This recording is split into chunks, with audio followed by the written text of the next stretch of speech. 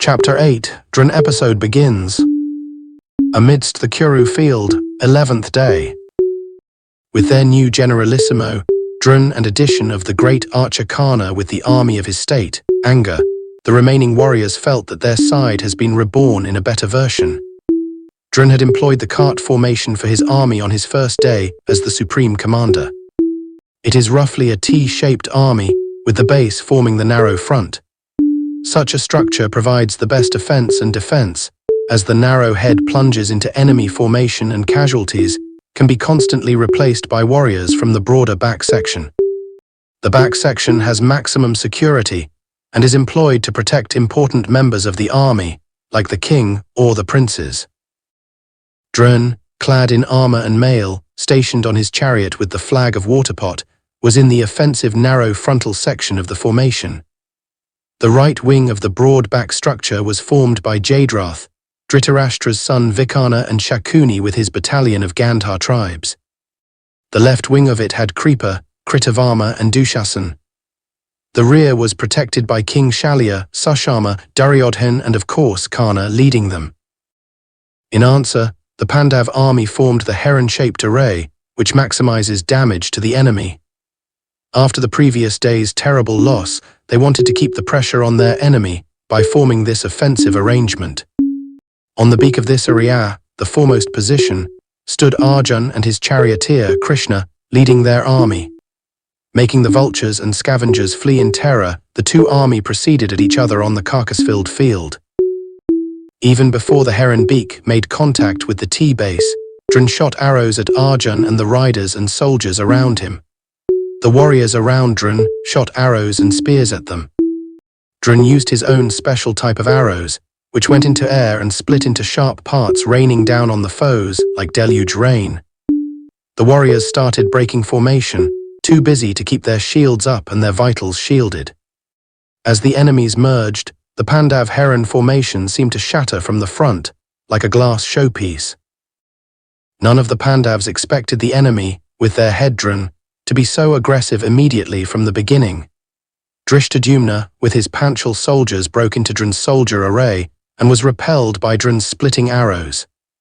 The Pandav generalissimo was able to break the head formation of the cart array, but was not able to move any further.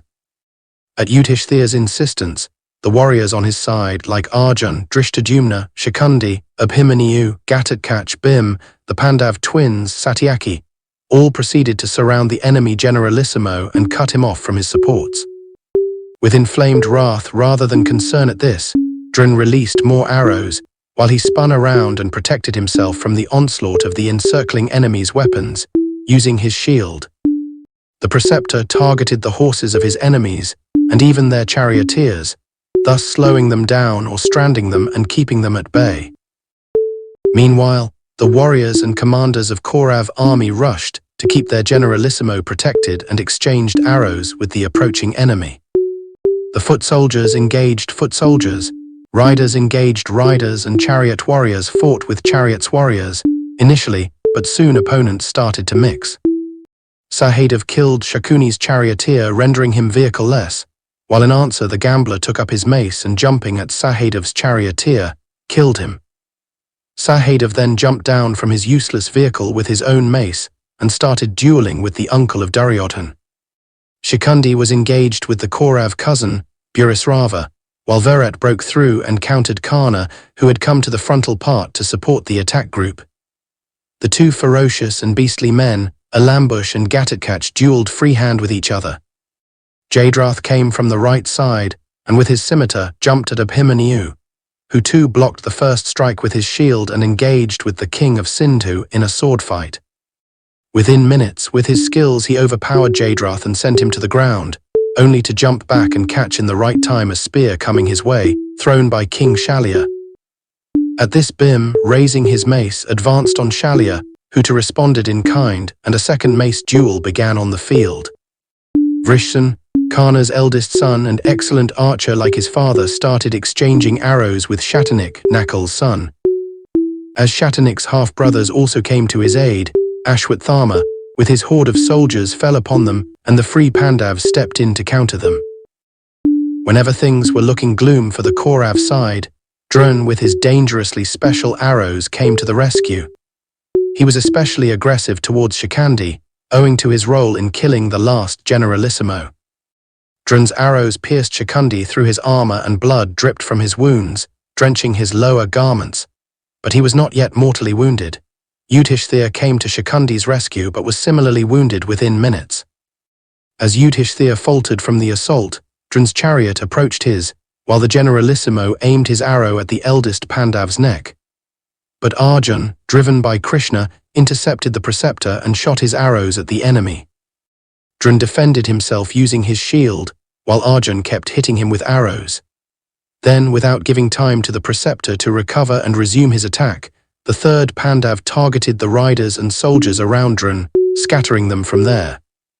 Briefly shielding himself from Dron's next set of arrows, he again shot at the preceptor, making him disappear behind his shield again.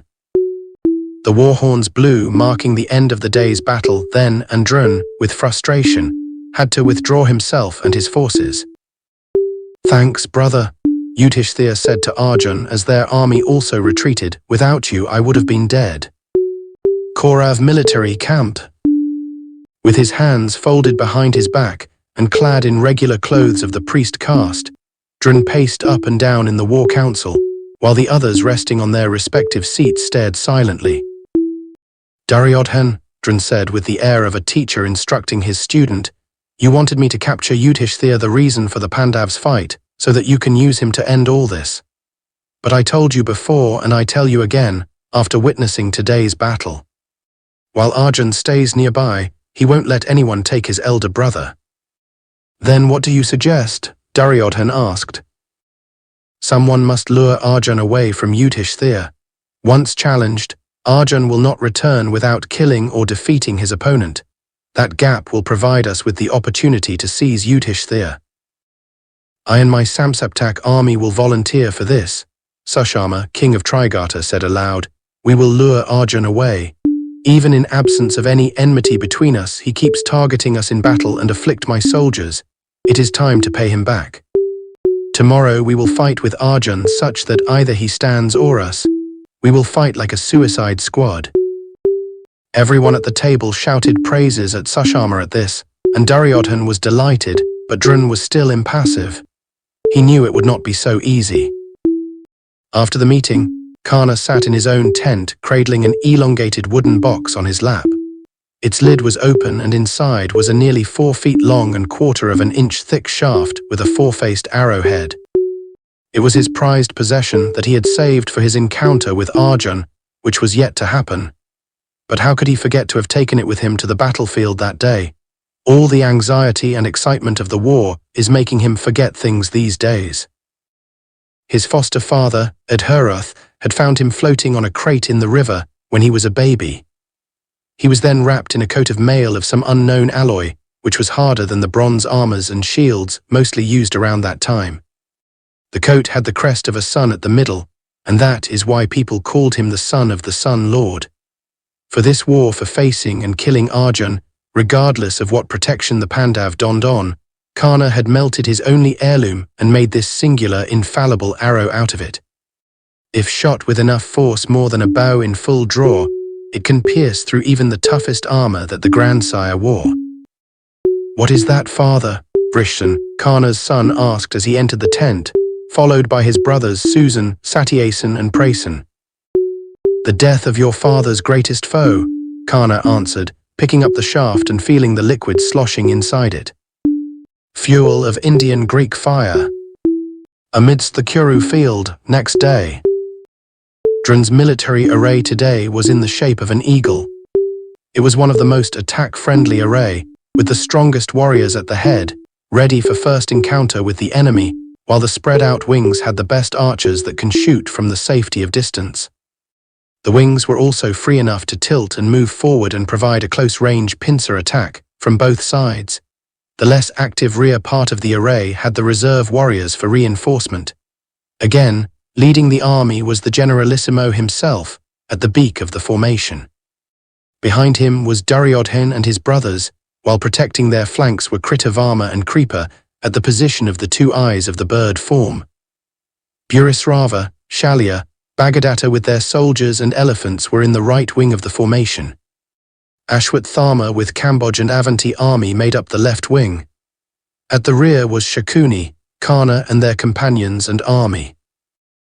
The counter-strategy that the Pandavs formed witnessing this was the crescent moon-shaped array, which can encounter the two wings of the eagle formation from the two sides, without having to break through the head of the bird.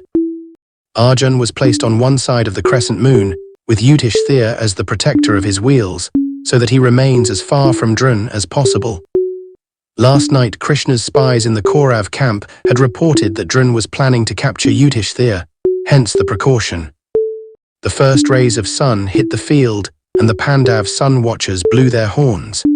But the Kaurav side horns never sounded, and the army did not move. Drishtadyumna, from the middle of the crescent moon, shaped the safer yet most direct position to counter Dron, blew his conch to signal the begin of the attack. Arjun too went to blow his conch, which has been named Devdatta and Krishna on his Panchajanya, to signal their side to advance. Suddenly, arrows rained on them from the side, beyond their formation. Arjun raised his shield up, but not before two arrows were buried into his arms. Krishna too was pierced in the side of his coat of mail, before he lifted his own shield for protection. The arrows hit the shields and the surface of the chariot, leaving scratches and snapping on impact. Arjun soon realized that the soldiers and chariots around them had moved away to avoid the onslaught, and only Arjun's chariot was being targeted. Sushama and his suicide squad of Samsaptaks looked challengingly at Arjun from a distance of 100 meters. Apparently they had separated from the Kaurav army long before and waited for a surprise attack from the side. Lowering his shield, Arjun immediately dropped 5 or 6 of the soldiers with his arrows. In answer, the whole battalion shifted back several meters and shot arrows at Arjun again. After them, Krishna, Arjun instructed, at which Yudhishthira said aloud from behind, "But you were supposed to protect me."